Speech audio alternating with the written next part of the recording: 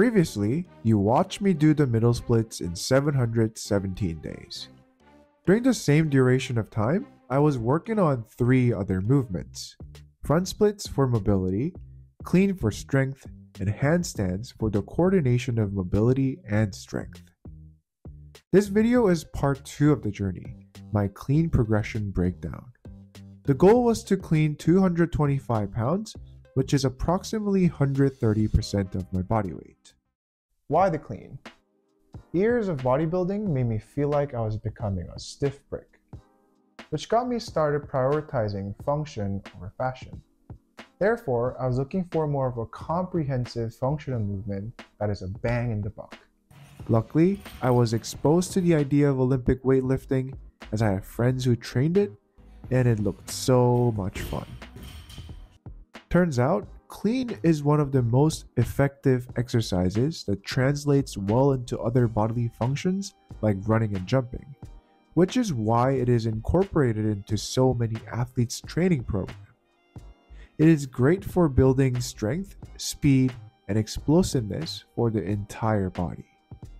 If the fastest people on earth trains it, there's got to be a reason.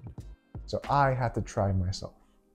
Side note, I chose not to do the jerk movement as I was recovering from shoulder and C-spine injury. So the journey began. This is how I looked on day 1. Absolutely zero technique with so many things being done wrong. In case you're wondering what an actual clean should look like, here you go. So it is obvious that my technique is incorrect in so many different ways. But as a beginner, I thought that it was completely natural that I sucked. So I just kept cleaning. And after a good chunk of time, I felt like I was making a solid progress. But when studying the movement outside of the gym by watching elite trainers online, I noticed I had so much technical errors and bad habits. Namely, the following 3 categories: poor bar path, elbow mobility, and lack of squat mobility. As you can see here, I jump forward to compensate for the bar traveling away from my body. This is inefficient as it puts more pressure on their lower back and limits the use of the hips, where all the power should really come from. Ideally, the bar should move up vertically in one single clean line. I lacked elbow mobility to safely rack the bar once it lands, especially during heavier weights. My elbows simply did not turn around as much as it needed in order to safely rack the bar, making it more challenging to lift the upper body up. And sometimes my squat stance were uneven and lacked stability when in deeper range of motion. Luckily, when you know what the problems are, finding the solutions are the easy part.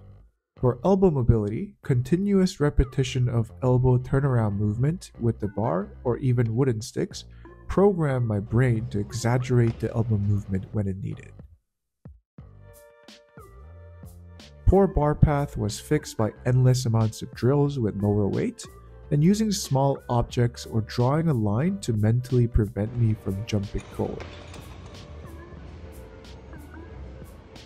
Also, more cleans from hanging positions helped, encouraging me to focus on bar's vertical movement without having to worry about acceleration that is required when lifting the bar from the floor.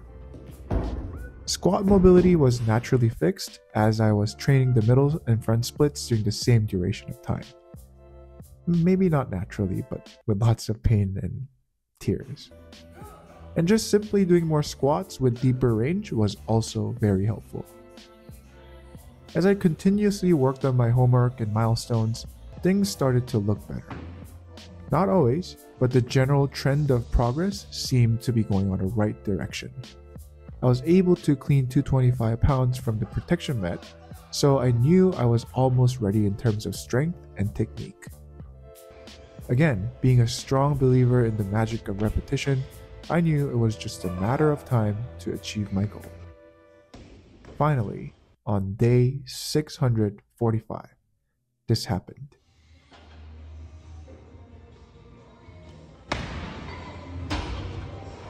Successfully cleaning 225 pounds roughly 130% of my body weight. The struggle was real. Self-taught, no proper coaching, just the result of repetition and determination. After this day, the number of failures when trying 225 definitely dropped down, and overall technique improved and is still improving. But I sometimes struggle with the weight depending on my body's condition. Some days are easier and some days are harder. And many times my old habit still kicks in, and I think this is because I'm still a learner and I have yet to master the skill. And here are tips and tricks and things that I wish I knew that might help you clean better. Number 1, focus on technique. Having solid strength base will compensate the first few phases of learning the cleans. But sooner or later, I felt that the movement becomes all about technique. Therefore, the earlier you drop the ego, the quicker you will learn the skill. Based on my experience, ego for going heavy when you're not ready with techniques, you just end up building bad habits. So building resilience with lower weights, I think, might be the more optimal way of training in the long term. Number 2, get coaching. Being a self-taught learner with the absence of proper coaching, my journey took forever. That is because feedback was not instantaneous, and the process of me catching my bad habits and movements were very slow. It was a lot of filming, watching, analyzing, giving myself feedback that might not be even correct, then applying those feedback, not knowing if I were properly applying it. Having a coach eliminates all this unnecessary process and offers more expedited and accurate feedback, which I think is critical in any learning environment. However, if coaching is something that is not accessible for you at the moment due to whatever reasons, there are still ways. You can be brave and ask fellow gym mates who are better than you. Most of the time, they are more than happy to help. Or just film yourself like what I did and watch lots of videos and compare your cleans to other professional athletes. Number 3, patience. Clean is a very technical movement that requires multidisciplinary skills. It requires good front squat, deadlifting strength, mobility, confidence, which can all individually take a lot of time and effort to learn. So please be patient. Slow down, set milestones, and do the work with kind expectation towards yourself. Finally, don't compare yourselves. I sometimes got bitter at how slow my progress was and envied other athletes that were lifting bigger weights with shorter duration of training period. And it can be discouraging to know that my PR is merely a warm-up weight for some people. But you know what? I don't recall who, but someone said, comparison is a thief of joy. This video is a reminder for you and myself that we're all on our special journey. Everyone is different, and everyone starts somewhere. And looking back, my progression was merely a learning experience from repeated failures. Each PR took countless numbers of try and errors, which in the end all taught me valuable lessons about how to be better the next time. For me, this journey was another validation of power of consistency and persistency. I did it when I'm nothing special, so you can do it too, whatever it is that you're training for. So please believe in yourself and the magic of repetition. I hope you found this video valuable. Please stay tuned as I'll be coming back with more of my journey. I thank you for your precious time and attention, and I hope you have an amazing day.